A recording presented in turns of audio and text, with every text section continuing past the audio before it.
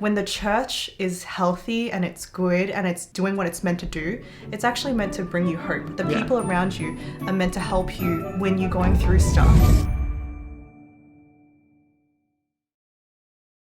Guys, there's a lot of people in Korea, in Australia, a lot of young people that have left the church or are thinking about leaving the church, or want to leave the church. Why do you think this is, as pastors? Yes, that's a tough one. Yeah.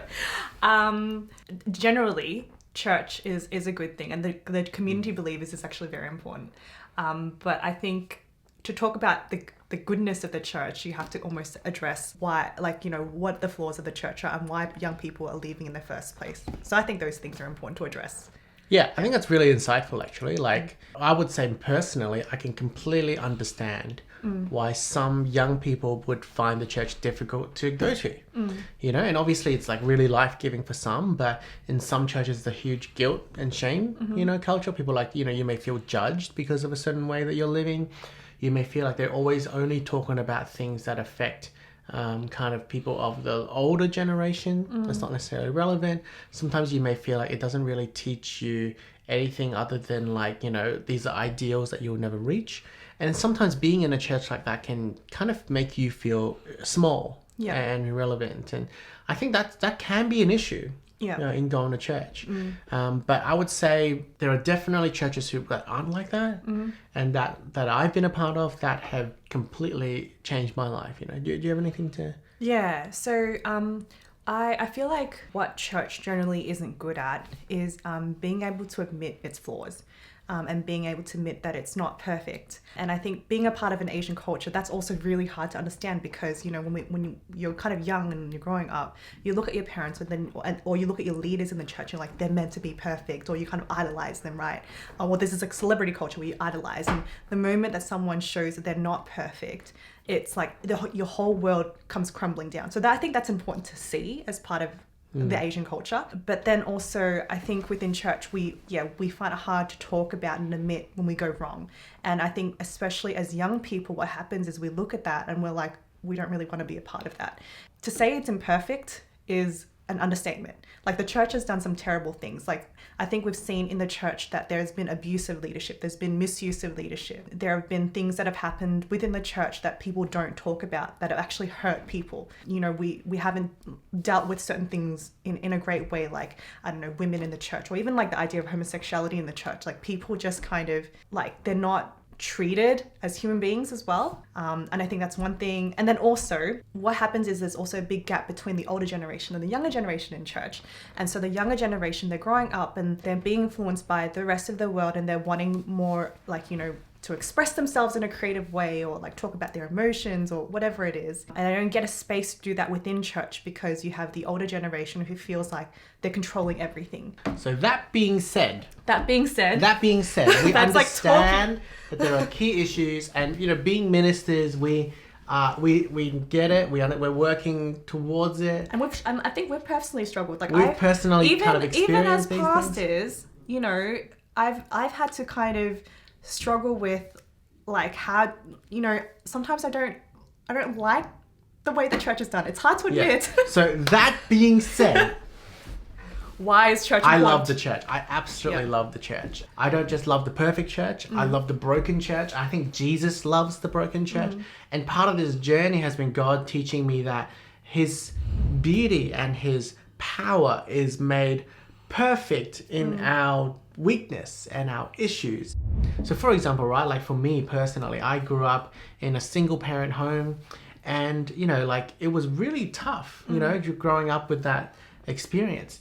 And I was just an angry young man. And so, I would get into arguments all the time, treat my friends badly, treat my family badly. But it was just in this community of Christians where I first discovered that people would accept me even though my background wasn't perfect, right? People would love me even though my reactions weren't that great.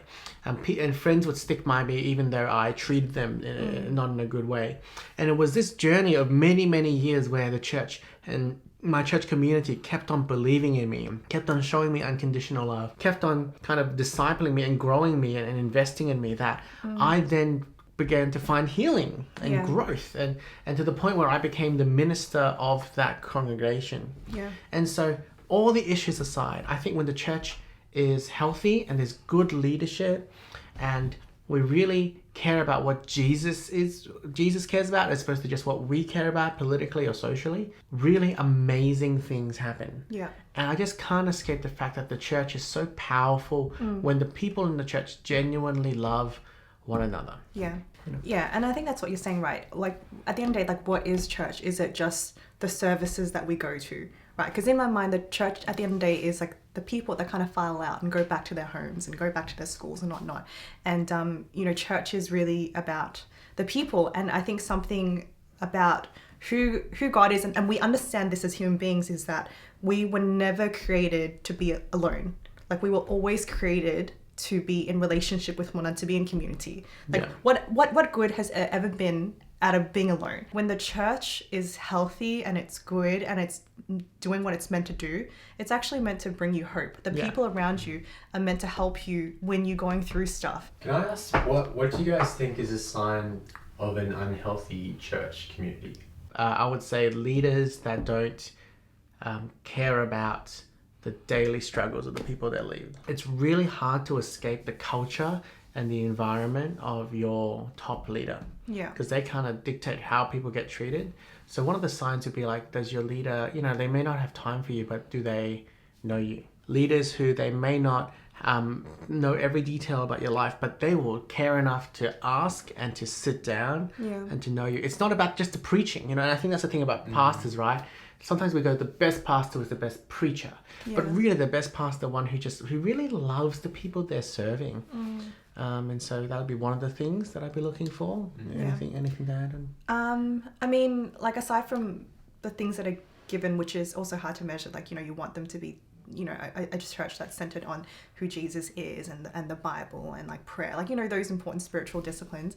At the end of the day, it's I think a relationship with God is like a very personal thing between someone and God. And so you almost need to be given the space to explore that and kind of grow and be given grace to figure that out.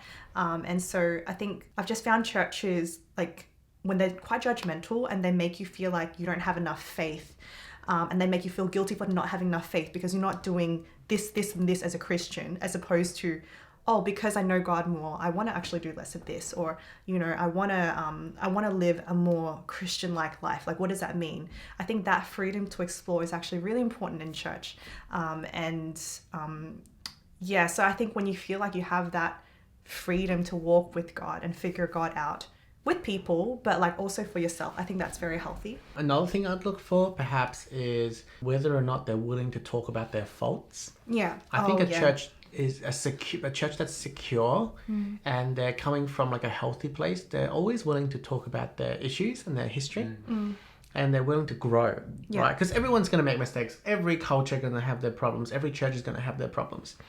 But the real problem is when you are not willing to admit that you have issues. Yeah. So a leader that can go, yep, sometimes I make mistakes and I'm sorry and I want to grow, and they ask for feedback. A leadership that asks for that will inevitably disciple people who will have that growth mindset as well. Yeah. Thank you guys for today's episode, for your wisdom and knowledge and love and grace. Appreciate it. So thank you guys. We'll see you again next week. See you soon.